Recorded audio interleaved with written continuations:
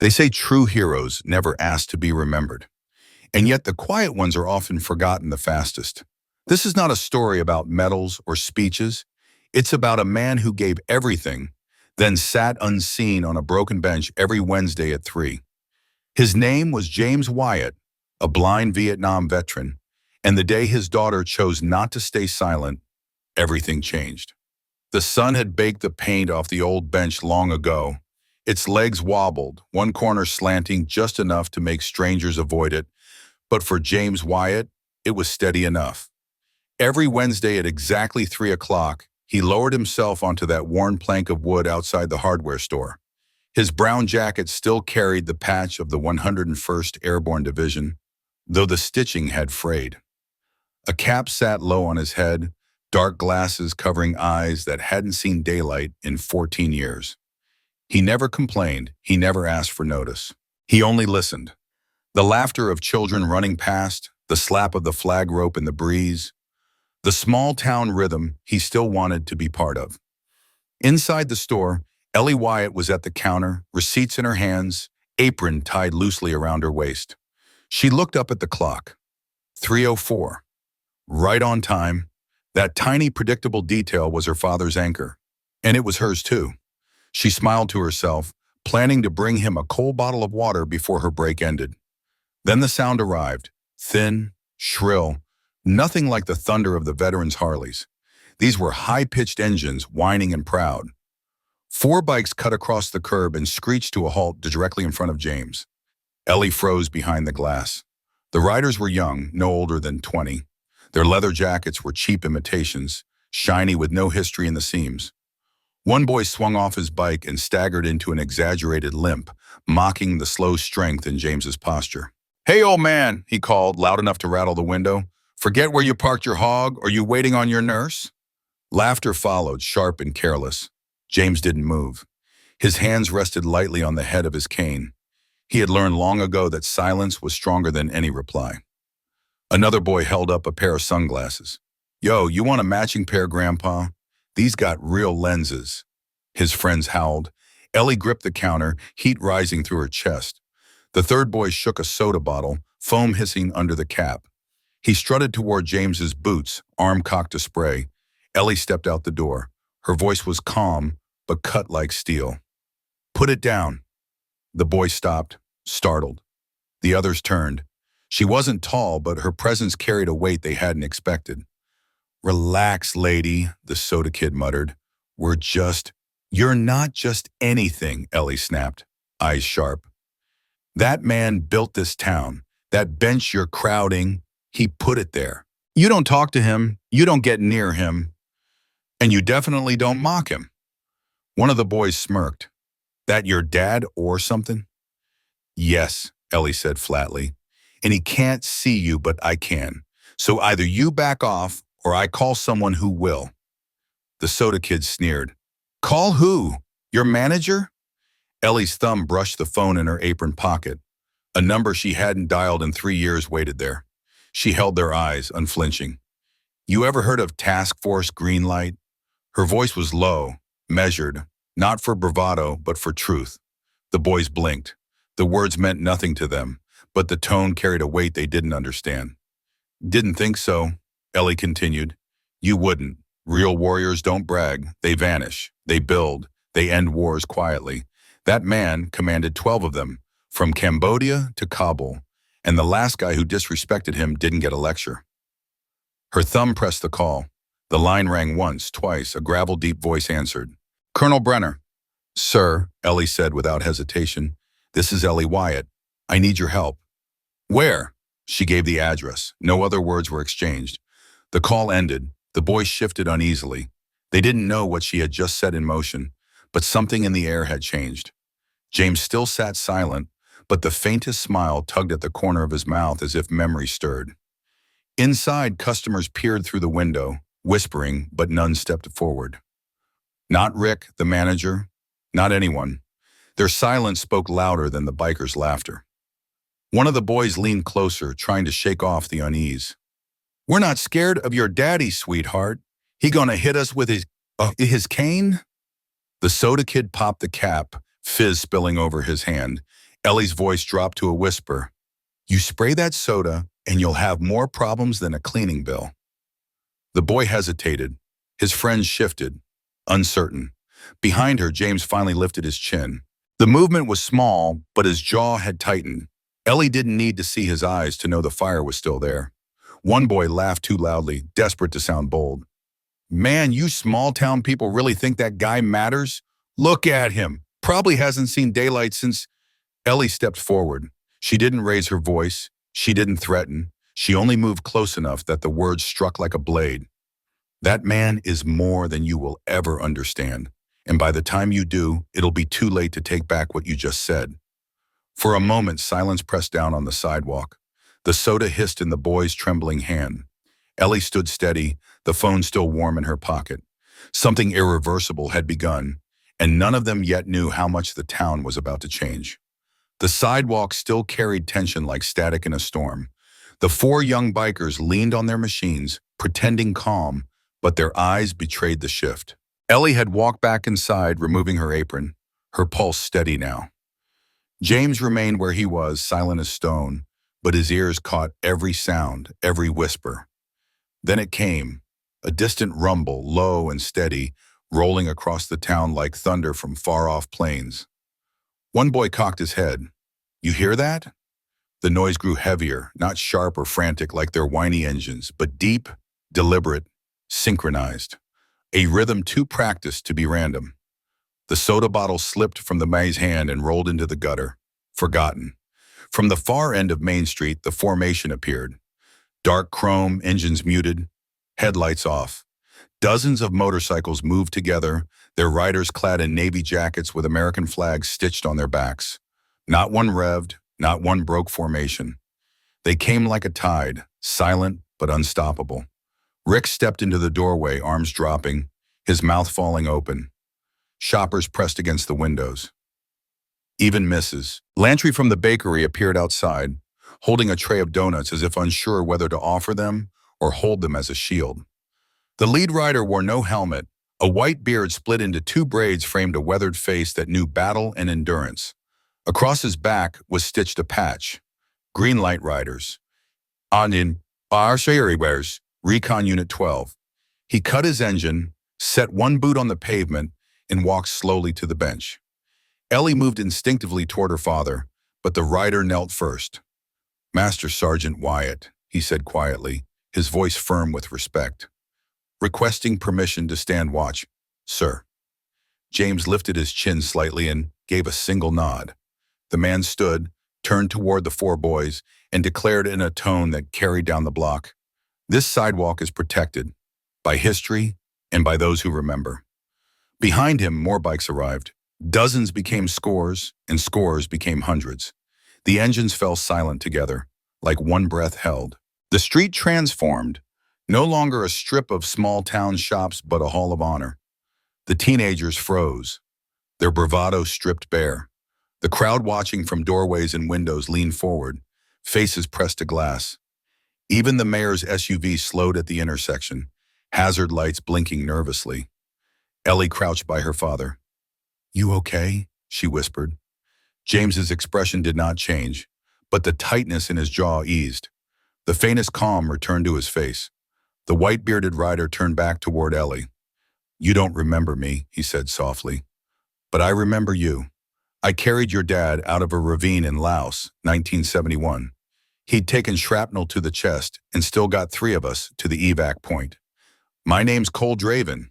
I was just a kid then, but he was already a legend." Ellie stared at her father. "You never told me that." James only shrugged. He had never needed to tell. Cole straightened, then stepped onto the bench, his boots planted firmly as he faced the street. "My name is Staff Sergeant Cole Draven, Recon 12. This man, Master Sergeant James Wyatt, served 26 years, led missions across 3 continents, and trained more men than this town has people. Some of us wouldn't be breathing without him." He pointed at the boys. "You mocked him for being old, for being blind. You couldn't last 5 minutes in the dark he's lived in since he was 60, and you would not have survived the wars he walked through to give you the right to mock anything." One helmet clattered to the ground, the boy's hands shaking. Another shifted backward. face pale. Then footsteps sounded at the far end of the street, measured, formal, steady. A man approached on foot, not on a bike. His uniform was sharp, dress blues gleaming, silver eagles on his shoulders. His cap came off as he drew near, white hair beneath it. Ellie recognized him instantly from her father's old photo albums. General Mason Trent. Cole murmured his name with quiet reverence. They served together, Black Echo Command. The general stopped in front of James, lifted his hand in a crisp salute. For a moment, the town held its breath. James raised his chin slightly, acknowledging the gesture. Trent turned to the gathering. His voice, though aged, carried like iron. This man is a national hero, and for 10 years you've walked past him like a ghost. That ends today. Then he faced the boys. Apologize. Now. The command carried the weight of every battlefield he had ever stood on. One by one, the teenagers obeyed. Their voices were uneven, some trembling, some whispering, but each managed the words, "I'm sorry." The crowd listened in silence. The veterans standing shoulder to shoulder made no sound, only watching, their presence heavier than any punishment. James did not reply. He didn't need to. His silence said everything. Ellie remained by his side, her hand on his shoulder, the strength in her touch steadying them both. The crowd no longer saw an old blind man on a bench. They saw the man the world had forgotten, and the daughter who had refused to let him stay invisible. The moment stretched, unbroken by applause or chatter. Respect hung in the air like incense, weighty and undeniable. And though no one spoke it aloud, everyone knew the tide of indifference had turned.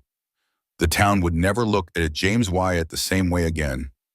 Ellie stayed crouched beside the bench, her hands steady on her father's shoulder. She had defended him before, but never like this.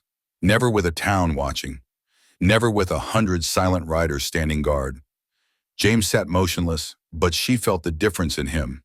A quiet loosening, as if the years of being ignored had finally been lifted away. A figure stepped from the line of riders. She was tall, silver hair tied neatly back, a leather vest over a pressed marine dress shirt. Metals glinted against the fabric, catching the light. She approached Ellie with a nod of respect. "Ma'am," she said firmly, though her eyes were kind, "I'm Gunnery Sergeant Marla Hayes. I run National Veteran Outreach for the Legion Riders. Your father's name has crossed my desk more than once." Ellie blinked, surprised. Why? Because he saved people quietly, trained units that trained others. The ripple never stopped. Hayes reached into her vest and drew out an envelope, holding it toward Ellie. "We'd like to offer you a position, public liaison for our North Texas division. Full benefits, family support, a salary. We need people like you, people who remember what honor looks like." Ellie accepted the envelope, fingers trembling slightly. She didn't open it right away. Instead, she looked at her father, who still sat with his hands folded over his cane, calm as stone. He didn't say a word, but she knew he was listening to every breath. Behind them, Rick from the hardware store edged forward, his voice awkward. "Bit. Ellie, look, I didn't know who he was." She turned slowly, eyes sharp. "That's the problem, Rick. You didn't have to know who he was to show respect. You just had to be decent." Rick faltered, shame pulling his gaze down to the sidewalk. He had no reply. General Trent stepped forward now, standing tall despite his years. He looked from Ellie to James, then back to the town. His voice rang out, steady and undeniable. "Master Sergeant Wyatt was one of the finest men I ever served with. But what strikes me most is not only what he did in uniform, but what he built afterward. And the fact that he raised a daughter like this tells me everything about who he truly was." The crowd shifted, murmurs spreading through the bystanders. Respect was no longer a whisper. It was a tide moving through every person present. Then Trent turned toward the hardware store, his expression hardening. "This town forgot his name. That ends today." He raised his voice so every window and doorway could hear. "As of next week, Clancy's Hardware will be renamed Wyatt and Daughter Supply Company. The VA and the Legion Riders will fund the transition. And this bench," he gestured toward James, "will be fitted with a bronze plaque bearing his name. This town will remember." For a moment, the only sound was the faint creak of banners flapping in the breeze. Then silence reclaimed the street, a silence filled not with neglect, but with reverence. Ellie opened the envelope at last. Inside was the official offer letter: employment, healthcare, family support programs. Her chest tightened, caught between pride and the ache of knowing what had brought them here. She looked down at James, who had lifted the bottle of water she'd given him earlier. His hand no longer trembled. The riders began to disperse, not with noise, not with celebration. Engines started softly, movements coordinated, respectful. They left the way they had come, quietly, like shadows returning to the earth. No one revved an engine. No one cheered. They only nodded, shook James's hand, embraced Ellie, and faded back into the roads they had come from. Still, some remained. A group of veterans stepped forward to help a local crew install the promised plaque onto the bench. The engraving was simple but heavy with truth. Master Sergeant James Wyatt, father. Builder, soldier never forgotten. Ellie ran her fingertips over the bronze letters, feeling their permanence. The plaque gleamed even in the dimming light, a promise the town could no longer ignore. From the edge of the street, the mayor finally emerged, shoulders hunched, a folder clutched in his hands. His voice was hesitant, almost sheepish. I'd like to name the block after him. Veterans Way. We'll make it official." James only nodded, but the simple gesture carried weight. The mayor exhaled in relief, as if the nod had absolved years of neglect. Ellie glanced at her father again. His face remained calm, but she could read the subtle changes. The clenched jaw had softened. The lines of weariness had eased. He didn't need words to tell her what it meant. After years of silence, the world had finally spoken his name again. Night began to settle over the town, warm lights flickering on in the shop windows. People lingered, reluctant to leave, as though they understood they had witnessed something they might never see again. A restoration, not just of a man, but of memory. Ellie still held the letter from Hayes. She hadn't decided yet. She didn't need to. For now, it was enough to stand beside her father, her hand resting on the new plaque, and know that the silence which had hidden him was gone. The veterans who remained lit lanterns along the block. The soft glow fell over the bronze, over James's weathered jacket, and over Ellie's determined face. Main Street had changed that day, not because of an announcement or a speech, but because a forgotten man had been seen again. And for the first time in years, James Wyatt no longer looked like a ghost to the town that had once overlooked him. He looked like what he had always been, a quiet, living monument to courage. The crowd had begun to thin, though no one wanted to be the first to leave. The mayor's words still lingered in the air, and the plaque shone faintly in the glow of the streetlights. For once, silence felt like respect instead of neglect. Ellie stood close to her father, her fingers brushing the letter in her hand, the weight of the day pressing against her chest. Then came a surprise. The same 4 boys who had mocked James earlier returned. Their motorcycles were gone. They walked this time, slow and uneasy, their heads lowered, faces flushed with shame. No jeers, no swagger, just heavy steps. The one who had shaken the soda bottle carried something carefully in his hands. He stopped a few feet from James, looked down, then extended the object forward. It was a framed photograph. James in uniform, younger, standing strong in front of a Huey helicopter with 3 other soldiers. Among them were a much younger Mason Trent and a teenage Cole Draven. The boy's voice was barely above a whisper. "I found it online. I printed it. I didn't know any of it." James didn't reach for the frame. His hands stayed folded over his cane, steady as ever. Ellie stepped forward and took the photo. She lifted it gently, studied her father's face in the picture, then looked at the boy. "You do now," she said softly. The boy swallowed hard and stepped back, his eyes glistening with something new, awareness, maybe even respect. The other 3 stood behind him, silent, nodding slightly, unsure how else to make amends. The town began to disperse at last, shadows stretching across the pavement as storefronts closed. One by one, the veterans climbed back on their bikes, engines rumbling quietly before fading into the distance. They didn't announce their departure. They didn't need to. They left behind something heavier than noise. Memory, restored and sealed. By the time the street was empty, only Ellie and James remained. She slid her arm under his, helping him rise from the bench. He leaned on her lightly, but his back stayed straight, his step measured. Together they walked slowly toward the corner of Main and Union. There, a new street sign gleamed in the lamplight. Veteran's Way. Ellie paused, gazing at it. Do you want to say anything, Dad? James stood still for a moment, his head tilted slightly upward. Then, in a voice rough but steady, he spoke just 5 words. I was never really gone. Ellie blinked back tears. Her throat tightened, but she smiled. She knew he wasn't only talking about himself. He was speaking for every man and woman who had been overlooked, every quiet veteran who had carried their stories alone. At the base of the new sign, someone had left a folded American flag, neatly pressed. Beside it rested a small patch stitched with a hawk and a lightning bolt, the insignia of Task Force Greenlight. James tilted his head, as if recognizing the touch of a brother's hand. He gave a small nod, confirming something only he understood. Ellie held the photograph against her chest, the image of her father young and unbroken, surrounded by men who had known his worth. The boy's gesture had been small, but it mattered, proof that ignorance could be replaced with remembrance. They turned down the street together, their shadows stretching long under the lamps. No cameras followed. No reporters appeared. Only father and daughter, walking side by side through the town that had finally remembered. The plaque gleamed behind them. The street sign stood proud. The photograph pressed to Ellie's heart promised that the story would not vanish again. Respect had been restored, not with speeches, not with medals, not with parades, but with one quiet voice refusing to stay silent, in a town finally listening.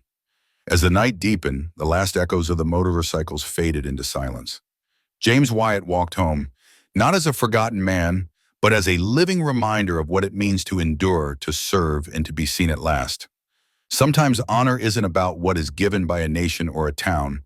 Sometimes it's about the moment when silence is broken, when dignity is demanded, when the unseen are brought back into the light.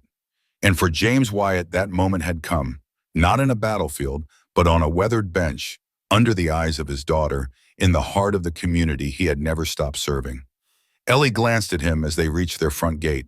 His face was calm, unreadable to most, but she knew it better than anyone. She saw the quiet satisfaction there, the peace of a man who no longer needed to be recognized to know his worth, but who had finally been recognized anyway. They stepped inside together, leaving behind the night in the new street that carried his name. The lesson was simple, though the cost had been years of silence. True respect begins not with knowing someone's history, but with choosing to treat them with dignity from the start. For those who had forgotten, the reminder would remain in bronze and in memory. For Ellie, it was already written in her heart. For James, it was enough to walk forward with steady steps, knowing he had never really been gone.